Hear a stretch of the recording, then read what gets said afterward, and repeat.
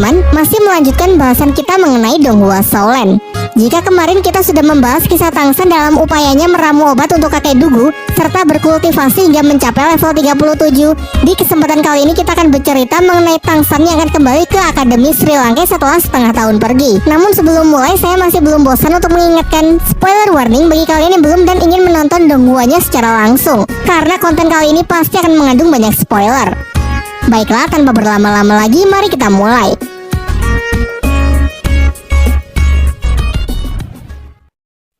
Sekembalinya dari kediaman kakek Dugu di Akademi Lanba yang kini sudah diubah namanya menjadi Akademi Sri Lanka, teman-temannya sudah menunggunya. Kemudian sebagai hadiah, Tangsan memberikan masing-masing untuk mereka tanaman obat langka yang dapat meningkatkan kekuatan sesuai jenis roh pelindung mereka, termasuk kepada Master Xiao. Untuk Suying, Tangsan memberikan sebuah tanaman bunga spesial yang bernama bunga bulu perindu. Sangat cocok untuknya karena Tangsan menyadari hubungan spesialnya dengan Dai Mubai. Lalu ia mulai menceritakan sebuah legenda mengenai bunga tersebut. Dahulu kala ada seorang pemuda yang sangat menyukai berbagai macam bunga. Pemuda ini memiliki sebuah kebun bunga yang senantiasa ia jaga dan ia rawat sepenuh hati. Dari sekedar menyiraminya hingga bahkan sampai menyenandungkan nyanyian untuk bunga-bunganya tersebut setiap malam sembari menikmati indahnya rembulan. Kebersamaannya dengan bunga-bunga membuat hidupnya merasa sangat bahagia. Dan sebaliknya, ia akan teramat sedih ketika ada bunga yang layu. Rasa cintanya ini menggerakkan hati dari sang dewi bunga yang tinggal di kerajaan langit. Sampai suatu ketika secara diam-diam beliau turun ke bumi untuk menemui si pemuda pencinta bunga lalu menikahinya. Namun sayangnya hubungannya tersebut tidak mendapatkan restu dari langit yang memiliki aturan bahwa dewi dan manusia tidak diperbolehkan menikah. Jelas mengetahui hal ini membuat Kaisar Langit begitu murka sehingga menarik sang dewi kembali ke alam surgawi dan takkan pernah mengizinkannya untuk turun ke bumi lagi. Sementara si pemuda yang kini telah kehilangan kekasihnya tentu merasa sangat sedih dan depresi sehingga hari-harinya yang suram melalaikan tugasnya untuk merawat bunga-bunga di kebunnya. Semakin lama kebunnya tersebut mulai hancur dan tanaman-tanaman yang dulu berseri perlahan juga mulai mati. Hingga suatu hari seorang kakek tua menemuinya dan menjelaskan bahwa sebenarnya bunga putih di kebun si pemuda merupakan jelmaan dari sang dewi bunga. Sehingga jika bunga sampai mati maka jiwa dari sang dewi juga akan lenyap. Mempercayai hal itu, si pemuda pun mulai sadar kesalahannya yang menelantarkan bunga-bunga di kebunnya. Ia pun mulai bangkit dan kembali merawat bunga-bunga di kebunnya tersebut. Sampai akhir hayatnya ia meninggal tepat di samping bunga putih yang dipercaya sebagai jelmaan dari sang dewi bunga. Dan warna merah di kelopak bunga tersebut merupakan noda darah yang sempat si pemuda berikan tepat sebelum kematiannya. Setelah menceritakan kisah itu, Tangsan menjelaskan bahwa untuk memiliki bunga ini, Suying diharuskan meneteskan darahnya ke kelopak bunga sambil memikirkan orang yang amat ia cintai. Namun hal ini juga belum tentu berhasil karena si bunga memiliki kekuatan untuk memilih sendiri siapa yang akan menjadi pemiliknya. Dan jika ada orang yang mencabutnya secara paksa, maka seluruh khasiat dari bunga itu akan menghilang. Tetapi sayangnya ketika Suying telah melakukan seperti apa yang Tangsan katakan, entah kenapa bunga tersebut menolaknya. Kemudian Tangsan memberikan kesempatan kepada Master Xiao untuk mencobanya karena Master Xiao juga memiliki perasaan asmara dengan Liu Erlong. Namun ternyata ia juga tidak berhasil. Sampai akhirnya Xiao yang sebenarnya tak berniat untuk mencoba secara tak sengaja jarinya tertusuk sehingga darahnya tertetes. Semuanya pun dibuat sangat terkejut lantaran bunga bulu perindu tersebut memilih Xiao sebagai pemiliknya, mengingat ia juga memiliki perasaan asmara dengan Tangsan yang begitu tulus. Akan tetapi Xiao menolak untuk mengkonsumsinya dan lebih memilih untuk menyimpannya sebagai hadiah dari Tangsan. Sebagai gantinya ia akan berlatih lebih keras dari teman-teman yang lain agar tidak ketinggalan oleh mereka yang mengkonsumsi tanaman-tanaman obat tersebut. Diperlihatkan mereka pun bergegas untuk melakukan kultivasi setelah masing-masing dari mereka mengkonsumsi tanaman obat dari Tangsan. Oishika menjadi yang pertama selesai dan telah berhasil naik ke 5 level, disusul oleh Ning Rongrong yang telah naik 6 level. Namun pada kasus Ning Rongrong tak hanya mengalami kenaikan level. Berkat tanaman obat bunga tulip dari Tangsan, roh pelindungnya mengalami mutasi yang awalnya memiliki 7 tingkat sekarang menjadi 9 tingkat.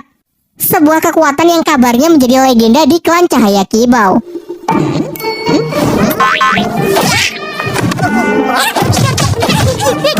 Di tengah kegembiraan mereka, tiba-tiba mata iblis ungu milik Tangsan lepas kendali, kekuatan penglihatannya meningkat pesat. Dalam hati ia sendiri sangat terkejut, karena peningkatan dari kekuatan matanya ini dalam sekte Tang padahal dikatakan hanya sebuah legenda belaka. Selanjutnya Suying juga telah selesai dengan kultivasinya. Ia merasa kalau kini ia telah naik sebesar 7 level. Begitu pula dengan Mang Hojun. Ia merasa bahwa api Phoenix miliknya kini jauh lebih murni.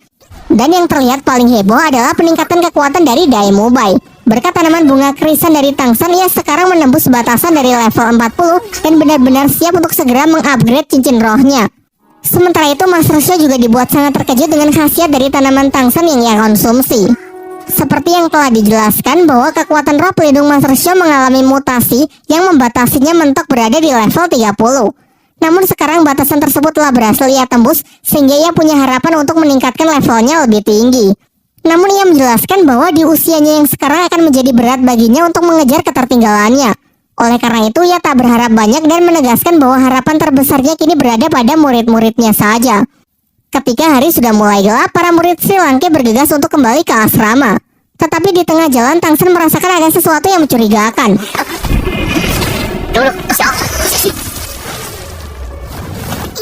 Dan benar saja, tiba-tiba muncul seorang pria besar berjubah yang langsung menyerang mereka. Dengan kerjasama tim yang semakin baik, mereka pun berhasil melumpuhkan pria misterius tersebut.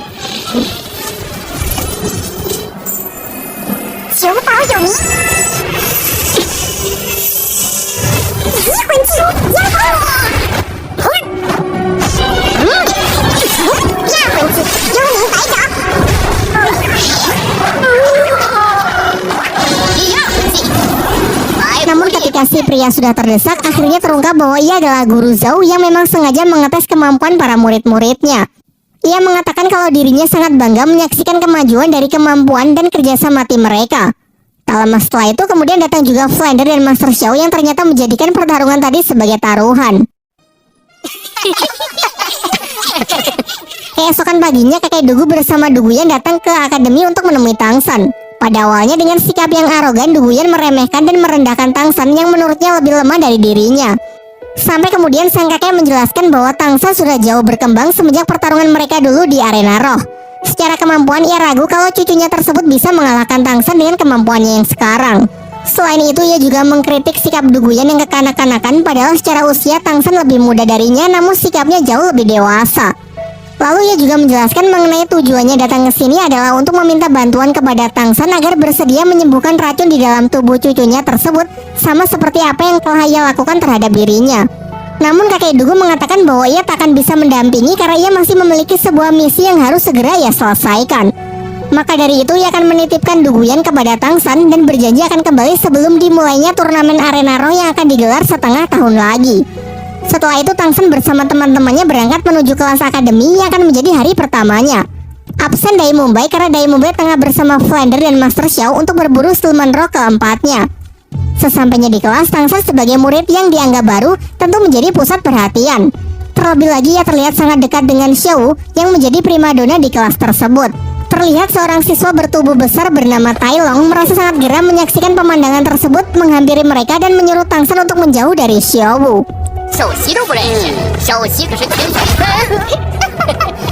Tai Long lalu menantang Tangsan untuk bertarung 1 lawan 1. Jika Tangsan menang, ia bebas duduk di samping Xiao. Namun jika kalah, maka Tangsan harus pergi meninggalkan tempat ini. Tantangan tersebut pun Tangsan terima. Tai Long kemudian menunjukkan kekuatan roh pelindungnya, yaitu King Kong Raja Hutan dengan level yang setara dengan Tangsan.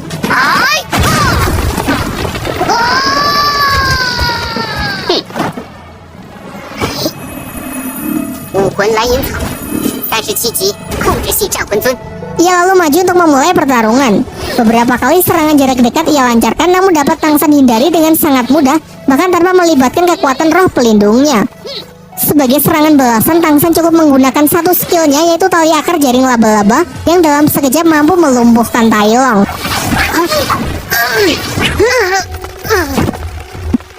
Tepat setelah itu, seorang guru datang dan langsung menyalahkan Tangsan karena menindas teman sekelasnya di hari pertama. Tetapi dengan jantan, Tai Long mengakui kesalahannya dan mengatakan kalau ialah yang telah memulai terlebih dahulu. Setelah kelas berakhir, ternyata Tai Long masih belum terima dengan hasil pertandingan tadi pagi. Lantas ia pun kembali menantang Tangsan untuk berduel, namun kali ini hanya pertarungan fisik tanpa boleh menggunakan kekuatan roh pelindung. Tangsan pun sepakat dan mengikuti Tai Long yang menentukan lokasi pertarungan mereka agar tidak ada orang yang ikut campur. Tentu kali ini ia merasa jauh lebih percaya diri karena dilihat dari tampilan fisiknya yang berotot, jelas bisa dengan mudah mengalahkan Tangsan yang kurus kecil. Namun lagi-lagi dugaannya tersebut salah besar. Dengan piawai, Tangsan dapat mengatasi serangan dari Tai Long yang nampak hanya mengandalkan otot besarnya saja. Berulang kali ia mencoba, berulang kali pula ia mendapatkan pukulan dari Tangsan. Sampai-sampai tubuhnya tak lagi sanggup berdiri sehingga mau tidak mau ia harus kembali mengakui kekalahannya. Kemudian saat Tangsan dan Xiao jalan-jalan di kota untuk mencari makan siang, mereka malah menemukan dua prajurit yang terbunuh di jalanan yang sepi. Dari simbol yang tertinggal mengingatkan Tangsan dengan simbol sebuah tempat pelelangan di kota yang sebelumnya pernah ia lihat. Karena penasaran dengan apa yang sebenarnya terjadi di tempat pelelangan, ia bersama Xiao bergegas pergi ke rumah pelelangan tersebut. Di pintu masuk, mereka dihadang oleh para penjaga karena tidak memiliki kartu anggota. Dan jika harus membeli kartu anggota, ternyata harganya juga sangat mahal. Namun seorang wanita memberikan alternatif lain jika mereka tetap ingin masuk, yaitu mereka harus memiliki barang yang cukup berharga untuk bisa dilelang. Tangsan yang sepakat lalu mengeluarkan salah satu senjata rahasianya untuk berpartisipasi dalam acara lelang. Si wanita lalu mengajaknya masuk untuk menemui salah seorang panitia guna memeriksa barang milik Tangsan apakah value-nya memenuhi standar. Tangsan kemudian menjelaskan bahwa senjata rahasianya itu disebut tembakan tanpa bayangan, merupakan senjata yang mengandung racun. Ia lalu juga memberikan contoh bagaimana cara penggunaannya. Peluru beracun pada senjata tersebut akan ditembakkan sebanyak 3 kali dengan sangat cepat, memiliki penetrasi yang begitu kuat, bahkan sanggup menembus baja yang memiliki ketebalan beberapa sentimeter. Menyaksikan hal itu, panitia lelang benar-benar kagum dan menyatakan kalau barang milik Tangsan sudah memenuhi standar barang lelang di tempatnya yang bisa dibuka dengan harga 1000 koin emas. Di ruang pelelangan, Tangsan bertemu dengan dua orang tamu lain yang bernama Ning Fengxi dan Chen Xin, di mana Ning Fengxi adalah pemimpin dari klan Cahaya Kibau sekaligus ayah dari Ning Rongrong, sementara Chen Xin adalah kakek angkatnya. Ning Fengxi lalu menjelaskan mengenai kebusukan dari tempat lelang ini yang melelang apa saja termasuk manusia. Bahkan para pelayan wanita di sini selain bertugas menyambut tamu juga diperjualbelikan. Masuk ke acara pelelangan, kali ini yang menjadi objek lelang adalah seorang gadis yang roh pelindungnya mengalami mutasi, sehingga mengubah penampilannya menjadi sosok unik menyerupai kucing. Pada awalnya Xiao yang emosi hendak menggunakan cara kekerasan untuk membebaskan gadis kucing tersebut. Namun Ning Fengxi yang juga ingin menyelamatkan si gadis menggunakan cara sesuai aturan, yaitu dengan melemparkan harga tertinggi. Pihaknya sempat bersaing dengan tamu lain yang merupakan salah satu anggota bangsawan kerajaan Tiando yang pernah menyulitkan orang-orang Sri Lanka di Akademi Tiando. Tetapi pada akhirnya Ning Fengxi berhasil menang setelah memberikan harga yang terbilang tidak masuk akal. Selanjutnya tibalah senjata rahasia milik Tangsan yang menjadi objek barang lelang. Ning Fengxi yang merasa tertarik dengan kehebatan senjata tersebut memutuskan untuk mengambilnya dengan harga yang juga sangat mahal. Tentu saja karena klan Cahaya Kibau masuk dalam kategori 3 klan terkaya di dunia Daoluo. Sampai-sampai tak enak sendiri karena barangnya dihargai begitu mahal, Tangsan memberikannya bonus yaitu sebuah busur kecil yang juga merupakan salah satu senjata rahasia ciptaannya.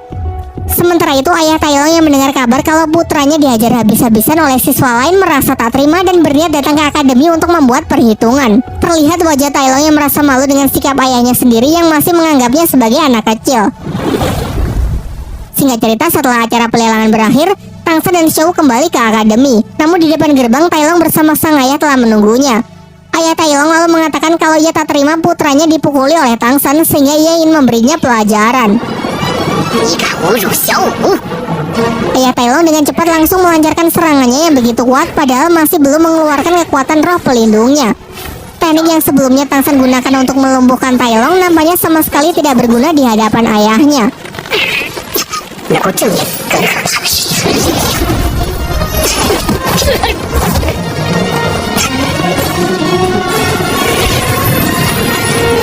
Terlihat ayah Tailong yang merasa geram akhirnya juga menggunakan kekuatan roh pelindungnya, yaitu Kinggong Raja Hutan dengan 5 cincin roh dan level lebih dari 50. Secara membabi buta ia terus melancarkan serangannya hingga menghancurkan tempat tersebut. Akan tetapi Tangsan masih bisa bertahan di udara dengan memanfaatkan tulang roh dan jaring tali akarnya untuk membuat sebuah parasut.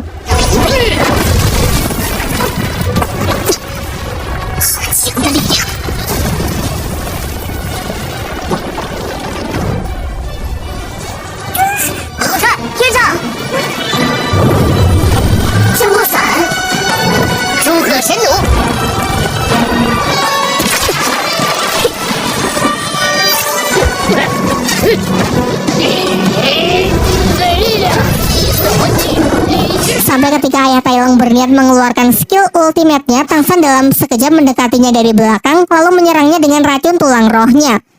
Kini ayah Tailong yang sudah meremehkan Tangsan di awal harus tunduk karena efek racun tersebut dengan segera menyebar dan melumpuhkan sistem sarafnya. Sementara Tailong yang menyaksikan kekalahan ayahnya sangat emosi dan memaksa masuk ke dalam pertarungan untuk menyerang Tangsan. Namun Tangsan menyarankan agar Tailong berhenti karena jika ia tak segera menarik racun di dalam tubuh ayahnya tersebut, maka ia khawatir kalau ayah Tailong tak akan bisa ia selamatkan. Pada akhirnya perseteruan itu pun berakhir setelah Tangsan menyerap kembali racunnya dan memperingatkan mereka berdua agar jangan pernah mengganggunya lagi. Scene kemudian beralih memperlihatkan Ning Rongrong yang berkunjung ke rumahnya, yaitu sekte klan Cahaya Kibau, mengingat kerajaan Tiando dan sektenya secara geografis cukup berdekatan. Selain Ning Fengzi yang merupakan ayahnya dan Chen Xin sebagai kakek angkatnya, kita diperlihatkan karakter baru yang juga merupakan kakek angkatnya bernama Gurong. Diceritakan kalau Chen Xin dan Gurong ini adalah master bergelar Doluo level 95 yang menjadi rival abadi, baik dari segi kekuatan roh maupun dalam memperebutkan kasih sayang dari cucu angkatnya tersebut. Kemudian Ning Rongrong menceritakan bahwa kini ia sudah berada di level 37 karena selama di Akademi Sri Lanka ia sudah berlatih keras hingga berhasil naik 10 level hanya dalam waktu 1 tahun. Ia juga menceritakan mengenai tanaman obat bunga tulip yang ia dapat dari teman sekelasnya bernama Tangsan yang berperan besar dalam kemajuannya karena setelah mengkonsumsi bunga tersebut levelnya bisa naik secara signifikan. Selain itu kini roh pelindungnya juga telah mengalami mutasi dari yang awalnya pagoda 7 tingkat menjadi 9 tingkat. Hal ini membuat Ning Fengzi benar-benar terkejut karena pagoda 9 tingkat selama ini hanya menjadi kekuatan legenda bagi sektenya. Berkat pencapaian putrinya yang begitu luar biasa, Ning Fengzi lalu menghadiahkan senjata rahasia yang ia dapat dari tempat pelelangan sebelumnya. Namun Ning Rongrong yang merasa tidak familiar dengan senjata tersebut bertanya bagaimana ayahnya bisa mendapatkan senjata rahasia ciptaan dari Tangsan, teman sekelasnya. Ia lalu menunjukkan senjata yang sama dan mengatakan kalau ia juga punya beberapa koleksi yang lain yang jauh lebih hebat. Untuk membuktikan betapa hebatnya senjata rahasia buatan Tangsan, Ning Rongrong mengajak mereka keluar untuk mempraktekannya. Kakek Chen Xin lalu maju untuk menjadi sukarelawan. Dengan statusnya sebagai master bergelar Doluo, ia meyakinkan cucunya kalau dirinya tidak akan apa-apa. Senjata rahasia pertama adalah busur tanpa suara. Meski dapat ditangkis dengan pedang roh miliknya, kakek Chen Xin bisa merasakan kalau tembakan dari senjata tersebut benar-benar kuat.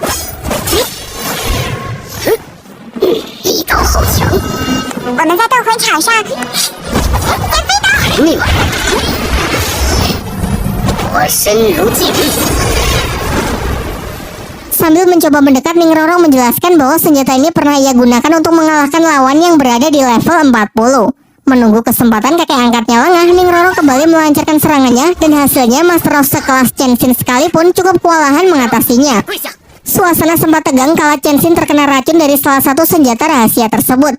Beruntung berkat jam terbangnya yang tinggi, ia sanggup memuntahkan racun sebelum menyebar ke seluruh tubuhnya. Namun ia tak sedikit pun menyalahkan Ning Rongrong, melainkan justru bangga dengan perkembangannya yang begitu pesat.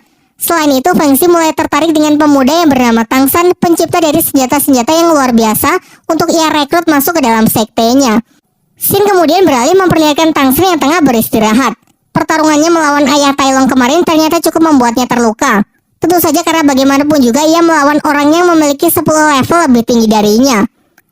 Di hari keduanya masuk di akademi, Tangsan menjadi pusat perhatian anak-anak lain karena kehebatannya mengalahkan ayah Tailong kemarin. Tetapi saat akan menuju kelas, seorang siswa tiba-tiba datang menghampirinya dan mengabarkan bahwa kakek Tailong yang merupakan ketua sekte Tai datang ke akademi untuk mencari orang yang telah menghajar putra dan cucunya. Jelas ia jauh lebih kuat dari ayah Tailong karena kakek ini adalah master bergelar Doluo yang telah mencapai level lebih dari 80. Namun karena perbedaan level yang teramat jauh, kakek Tailong tidak menantang Tangsan untuk bertarung, melainkan memberinya sebuah tantangan. Jika Tangsan mampu bertahan di bawah tekanan kekuatan rohnya sebelum satu dupa terbakar habis, maka putra dan cucunya akan ia perintahkan untuk meminta maaf kepada Tangsan serta menganggap masalah sudah selesai. Namun jika Tangsan tidak mampu bertahan, maka Tangsan harus bersedia bergabung dengan sektenya. Sebelum tantangan diterima, Oishike menyela dengan mengatakan kalau apa yang mereka pertaruhkan ini tidak adil bagi Tangsan. Karena jika Tangsan kalah, ia harus tunduk dan patuh terhadap sekte Tai, sementara jika Tangsan menang, pihak dari kakek Tailong cuma meminta maaf saja. Maka dari itu akan menjadi adil jika Tangsan menang, maka Tailong dan ayahnya harus bergabung dengan sekte Tang, yaitu sekte buatan Tangsan sendiri. Setelah kedua belah pihak sepakat, tantangan pun dimulai. Tekanan yang diciptakan kakek Tailong berbeda dengan apa yang pernah ia terima dari salah seorang guru senior di Akademi Tiando. Tangsan mengibaratkan kalau tekanan yang dulu pernah ia terima seperti aliran sungai yang perlahan semakin kuat, sementara tekanan dari kakek Tailong lebih seperti ombak yang menghantam dengan keras. 对手怎么会是他？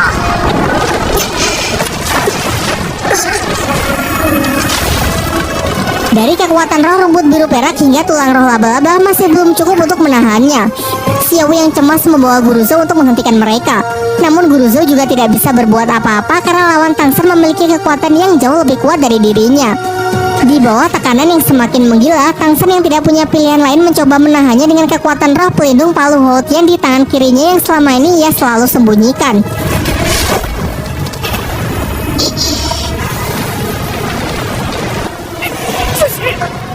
Untung saja tak lama setelah itu datanglah Ning Rongrong bersama ayah dan kakek angkatnya yang membantu Tangsen dengan skill pendukungnya. Sementara si kakek Taelong benar-benar dibuat terkejut dengan roh kedua milik Tangsen yang baginya tidak familiar. Setelah memastikan bahwa Tangsen memang merupakan putra dari Tang Hao, ia pun memanggilnya Tuan Muda dan bergegas memberinya hormat.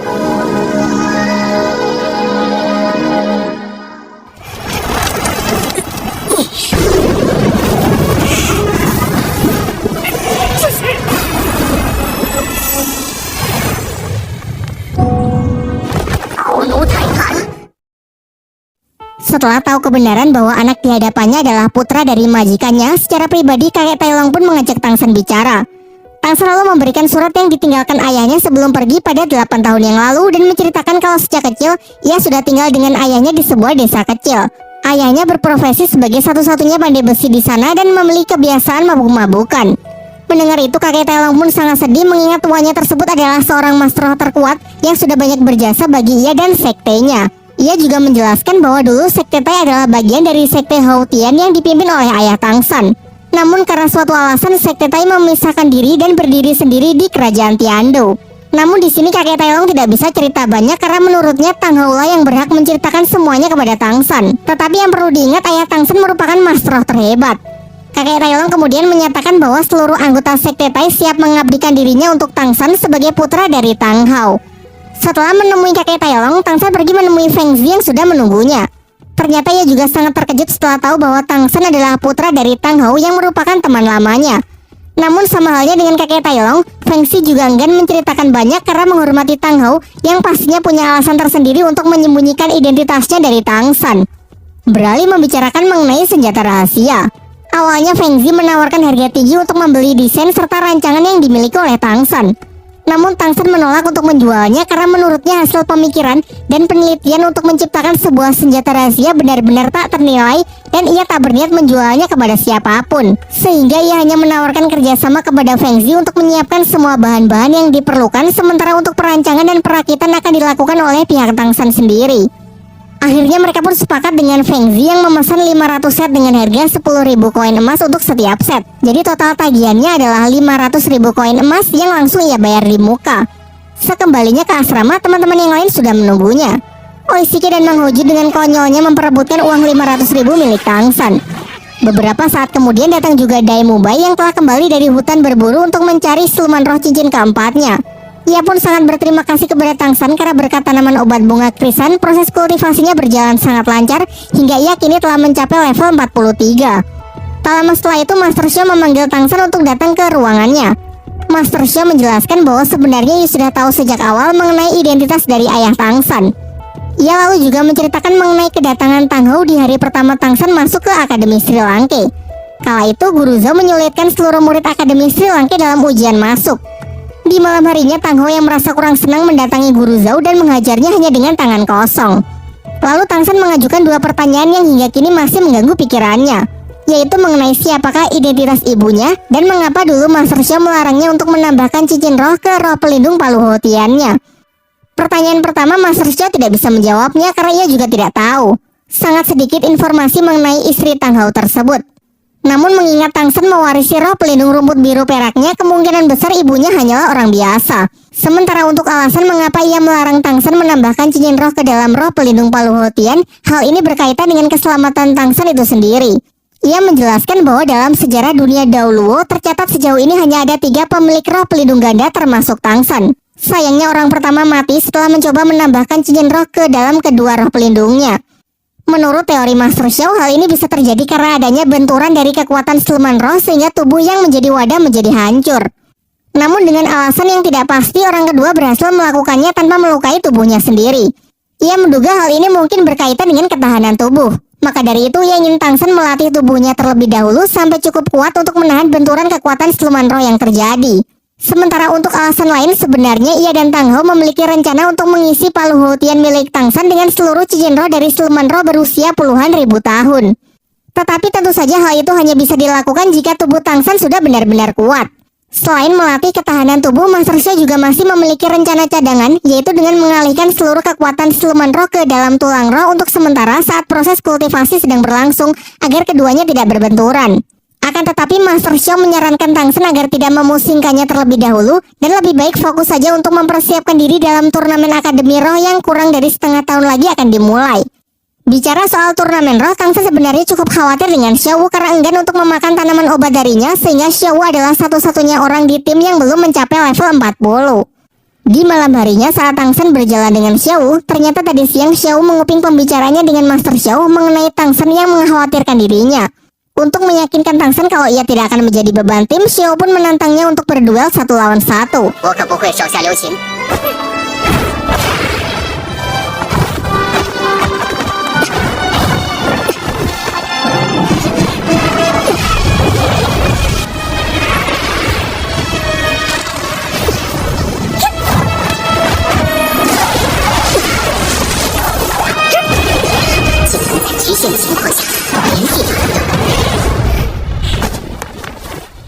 Setelah pertarungan itu, Tangsen menjadi lebih tenang karena perkembangan Xiao Wu meski tanpa tanaman obatnya cukup mengesankan.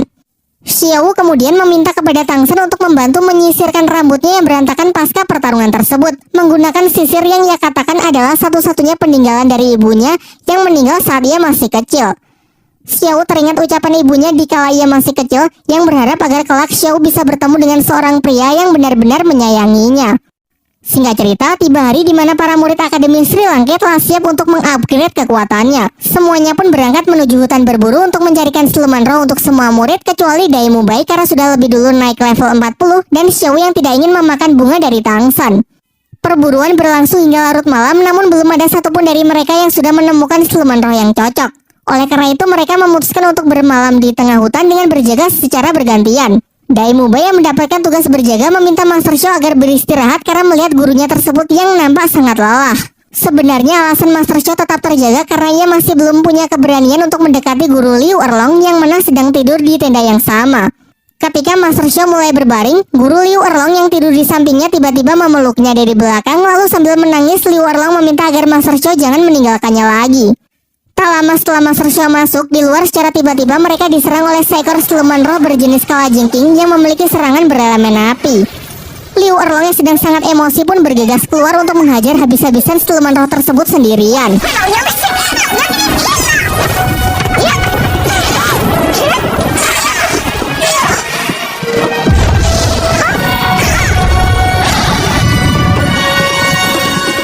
Dari sini untuk pertama kalinya kita diperlihatkan kekuatan asli dari guru Liu Erlong. Salah satu skill terkuat dari cincin roh ketujuhnya pun ia tunjukkan, yaitu monster berwujud naga api biru. Bahkan karena saking mengamuknya, Flander pun berpikir kalau Liu Erlong terlalu berlebihan dalam menggunakan kekuatannya, padahal lawannya hanya siluman roh berusia 4000 tahun.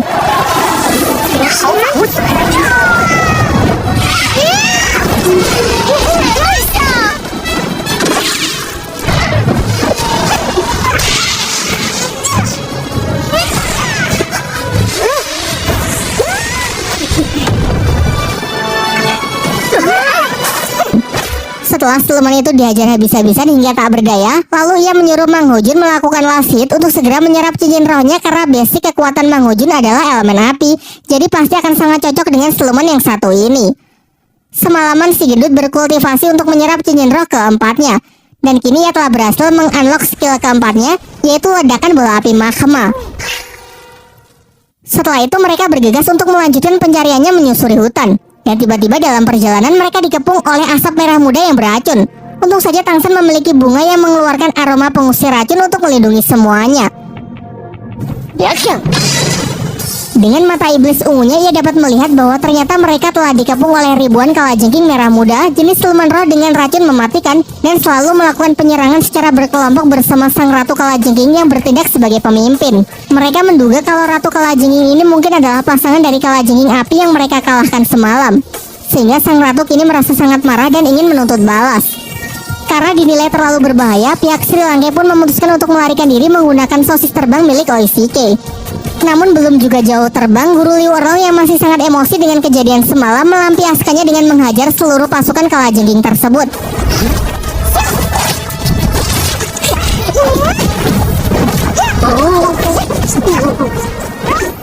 Para kalajengking kecil berhasil dipukul mundur hingga sang ratu kalajengking sendirilah yang turun tangan. Sementara pihak Sri Lanka memerintahkan Tangsan dan Mang Hojun maju menggunakan serangan kombinasi sekalian untuk mencoba seberapa kuat skill baru dari pemilik roh pelindung burung phoenix tersebut. Langkah pertama, Tangsan melempar skill jaring laba-labanya untuk mengunci pergerakan musuh. Sementara Mang Hojun berusaha mendekat sembari mengumpulkan energi roh untuk melepaskan skill terbarunya, yaitu ledakan bola api magma.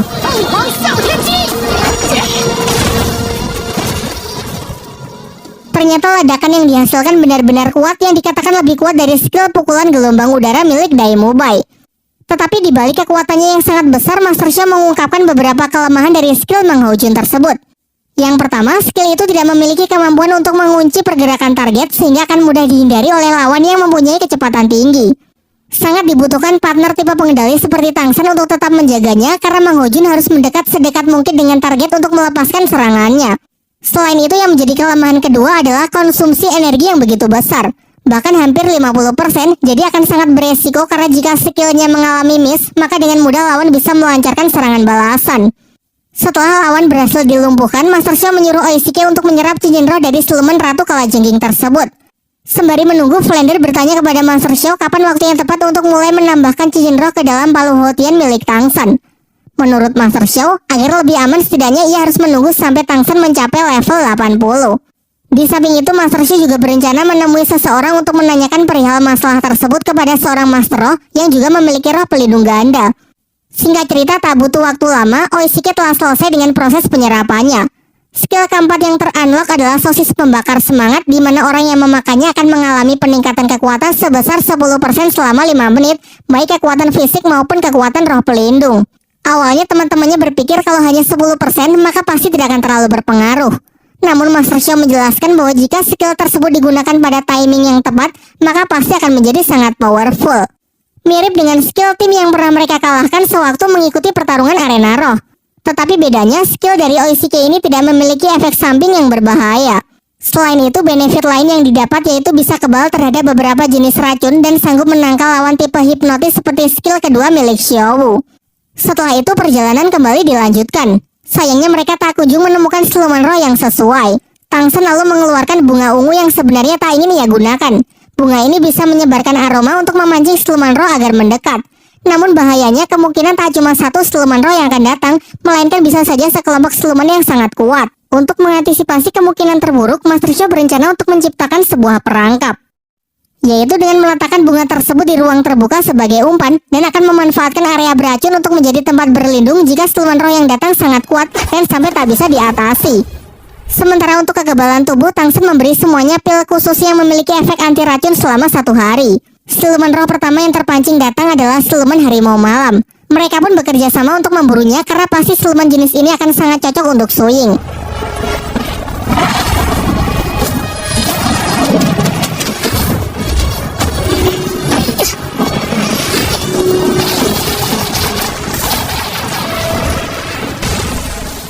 Semuanya merasa telah menang melihat si harimau berhasil ditangkap oleh Tangsan. Ternyata sang siluman ini tak selemah itu. Makhluk tersebut kembali menyerang dengan kemampuan unik, yaitu bisa membuat bayangan pengecoh.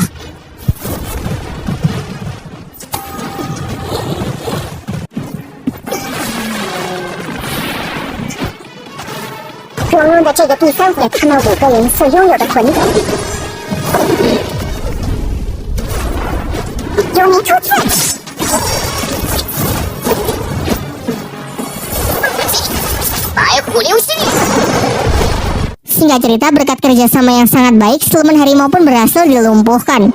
Namun tak lama setelah itu, para siluman lain yang sama kuatnya mulai berdatangan menyerang pihak Sri Lanka. Karena situasi yang semakin tak terkendali, Tangsan pun segera menyimpan kembali bunga ungunya dan memerintahkan semuanya agar segera berlindung dalam area racun yang sudah ia siapkan sebelumnya. Untung saja cara ini sangatlah efektif, di mana terlihat para siluman roh itu benar-benar tidak berani untuk mendekat. Mereka lalu mempunyai ide untuk menarik siluman roh dengan menggunakan salah satu senjata rahasia milik Tang San. Untuk cincin keempat Ning Rorong, Master Xiao menyarankan agar menambahkan skill pertahanan ke dalam kekuatan roh pelindungnya. Maka dari itu, ia menyuruh mereka agar mengambil siluman roh Kadal raksasa karena memiliki pertahanan yang sangat kuat.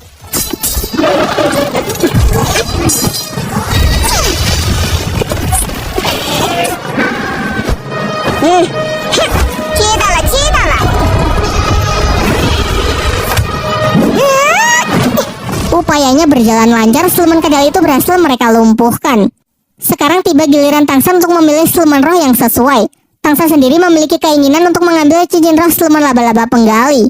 Namun keinginannya tersebut mendapatkan tantangan keras dari Master Xiao karena resikonya terlalu tinggi. Sudah jelas Tang San tahu kalau siluman laba-laba penggali itu berusia lebih dari 10.000 tahun, yang mana kekuatannya terlalu besar untuk bisa diserap oleh kapasitas tubuh Tang San saat ini. Ia menyarankan agar Tang San mengambil siluman laba-laba berwajah manusia saja yang berusia 6.000 tahun karena menurut Master Xiao itu sudah lebih dari cukup. Tetapi Tang San yang sangat ambisius tetap ingin mengambil siluman pilihannya sendiri. Ia meyakinkan para gurunya bahwa ia harus mendobrak batasannya mengingat lawan yang nantinya mereka hadapi dalam turnamen Akademi Roh pasti akan sangat kuat. Dan jika ia tak mempersiapkan diri dari sekarang, maka ia tak yakin akan bisa bertahan. Semuanya pun sudah tidak bisa berkata apa-apa lagi dan hanya bisa percaya dengan keyakinan yang dimiliki oleh Tang San. Kemudian Guru Zhao dan Flander secara bersamaan mengarahkan senjata ke siluman tersebut. Namun ternyata siluman itu cukup pintar yang mana ia sengaja menangkisnya dengan jaring untuk menangkap pihak Tang San. Ketika siluman laba-laba penggali itu berusaha melarikan diri, kepala Akademi Flander segera mengejar dengan memanfaatkan lemparan dari Guru Zhao dan skill ketujuh dari roh pelindung burung hantu miliknya. Sempat terjadi aksi kejar-kejaran di antara mereka, sampai akhirnya dengan bantuan dari kepala Akademi Flander, Tang San berhasil melumpuhkan siluman tersebut lalu segera kembali ke tempat teman-temannya.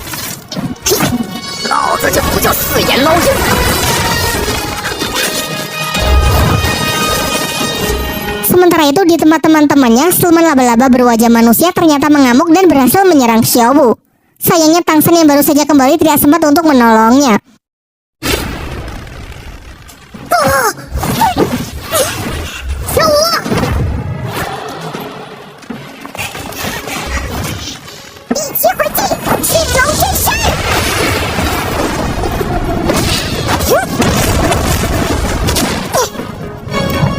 Melihat Xiaowu yang dibuat terluka parah, Tang San yang sangat emosional mendekati sang siluman yang sudah tidak berdaya, kemudian menyerap seluruh energi roh dari siluman itu, yang mana ini merupakan kemampuan lain dari tulang roh milik Tang San.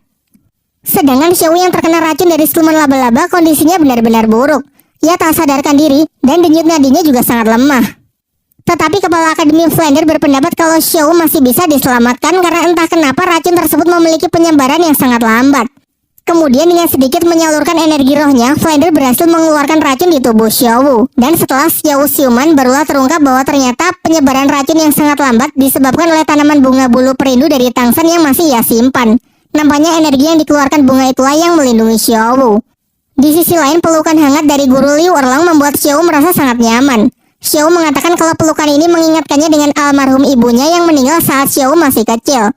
Tangis haru pun menyertai momen tersebut, apalagi saat Guru Liu Erlang berkata bahwa ia tak keberatan kalau Xiaowu ingin memanggilnya dengan sebutan ibu. Sementara Tang San setelah tahu kalau Xiaowu baik-baik saja segera kembali dan berniat melanjutkan tujuannya untuk menyerap cincin roh dari siluman laba-laba penggali yang berhasil ia kalahkan sebelumnya. Namun semuanya yang merasa sangat cemas meminta Tang San agar mempertimbangkannya lagi mengingat siluman roh tersebut memiliki usia lebih dari 10.000 tahun, yang mana kemungkinan besar bisa membahayakan diri Tang San. Tetapi tekad Tang San kali ini sudah benar-benar bulat. Ia pun bergegas pergi membawa siluman laba-laba penggali untuk ia serap cincin rohnya di danau es dan api milik kakek Dugu dan berjanji kepada semuanya bahwa ia pasti akan kembali dengan selamat. Setelah menyaksikan momen haru tersebut, kepala Akademi Flander mengajak Master Xiao pergi untuk bicara empat mata. Singkat cerita, sampailah Tang San di danau es api dan segera memulai proses kultivasinya. Dan benar saja, apa yang menjadi kekhawatiran Master Xiao benar-benar terjadi. Nampak proses penyerapan tersebut begitu menyakitkan sampai-sampai seluruh urat nadinya berubah warna menjadi hitam. Di dalam tubuhnya mengalami gejolak yang luar biasa hingga pada akhirnya karena beban yang terlalu berat, energi roh Tang San pun mulai padam. Diperlihatkan tubuhnya seperti mati rasa dan pikirannya terlempar ke masa lalu saat ia terjatuh ke dalam lembah neraka.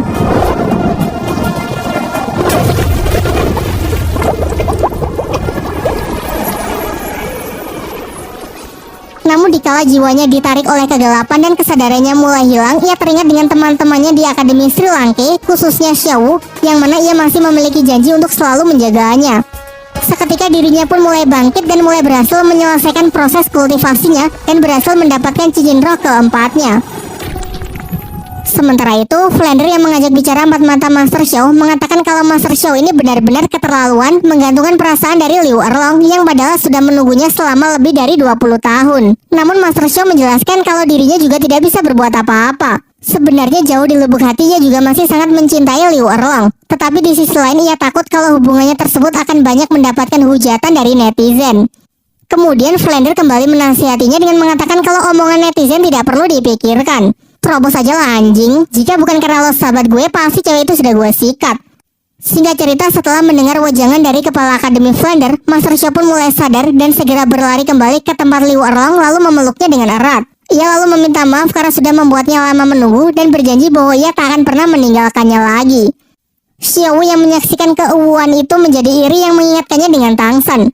Karena merasa semakin cemas, ia kemudian bergegas pergi untuk melihat kondisinya. Dan tentu ia berhasil bertemu dengan Tangsan yang mana sudah selesai dengan proses kultivasinya.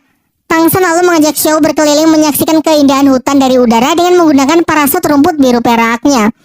Singkat cerita, setelah puas berkeliling, semua yang penasaran meminta Tangsan untuk menunjukkan skill baru yang ia dapat dari cincin siluman roh puluhan ribu tahun.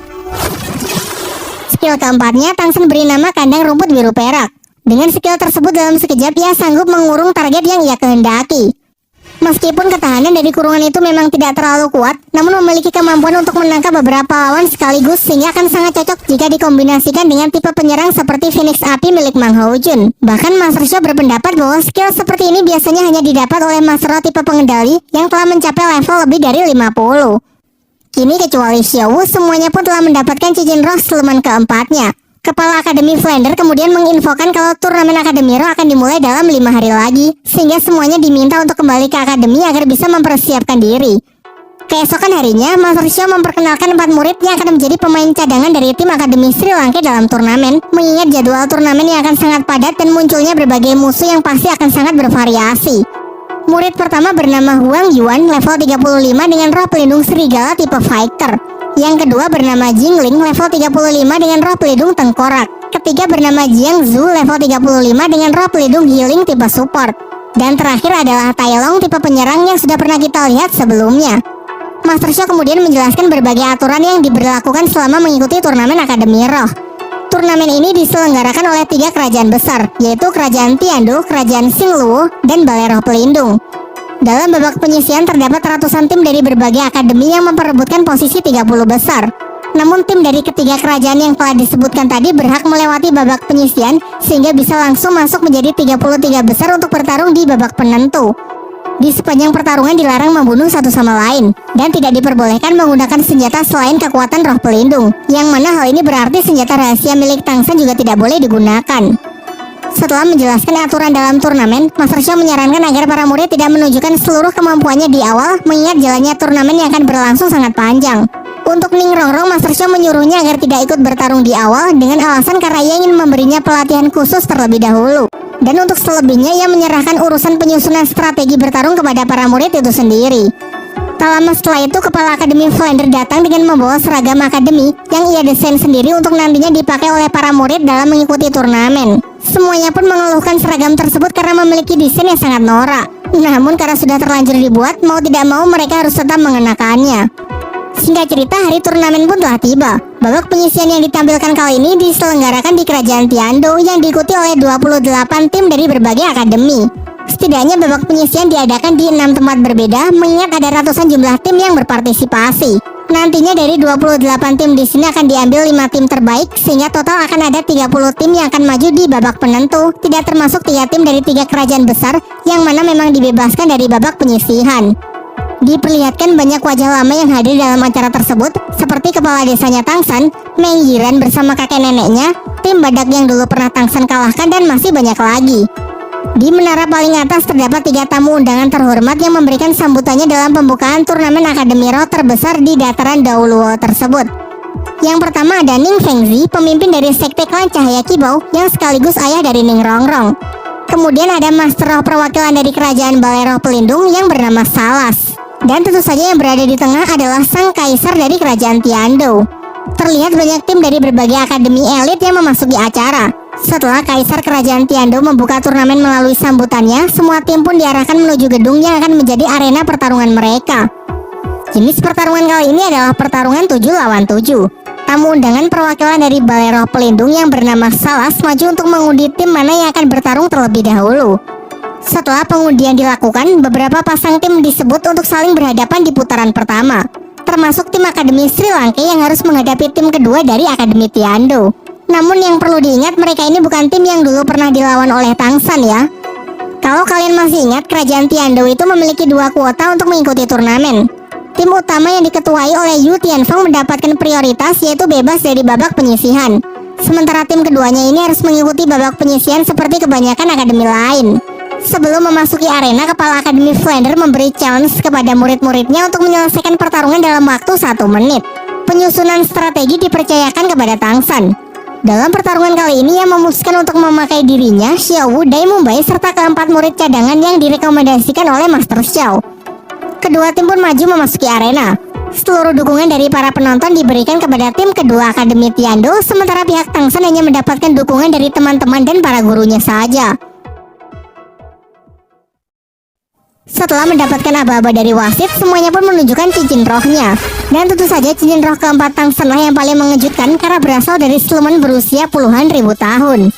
Di kursi para tamu undangan, Ning Fengzi mengatakan kepada Kaisar bahwa tim Tangsan lah yang menurutnya berpotensi besar menjadi pemenang, yang mana putrinya juga tergabung di dalamnya. Ia juga menceritakan bahwa tim tersebut dulu pernah menawarkan diri untuk bergabung dengan Akademi Tiandou, namun tawarannya ditolak oleh salah seorang anggota bangsawan. Kembali ke dalam arena, serentak seluruh anggota tim Akademi Tiandou maju untuk melancarkan serangan. Sementara di pihak Sri Lanka hanya mengirim 3 penyerang untuk mengatasinya, yaitu Dai Mumbai, Wang Yuan, dan Tai Long. Pertempuran yang sangat sengit disajikan meskipun jelas pihak Dai Mumbai kalah jumlah. Sampai akhirnya Dai Mumbai kewalahan juga sehingga tertangkap oleh salah satu skill lawan. Ketika tim Tiandou merasa bahwa mereka telah menang, dugaannya 100% salah. Justru mereka lah yang masuk ke dalam perangkap yang memang sudah Tangsan rencanakan dari awal. Terlihat tak ada satupun anggota tim Tiandou yang lolos dari skill keempat milik Tangsan. Ditambah lagi Dai Mumbai di atas juga sudah siap untuk menyerang. Ternyata ketidakmampuannya meloloskan diri hanyalah sandiwara untuk menurunkan kewaspadaan lawannya.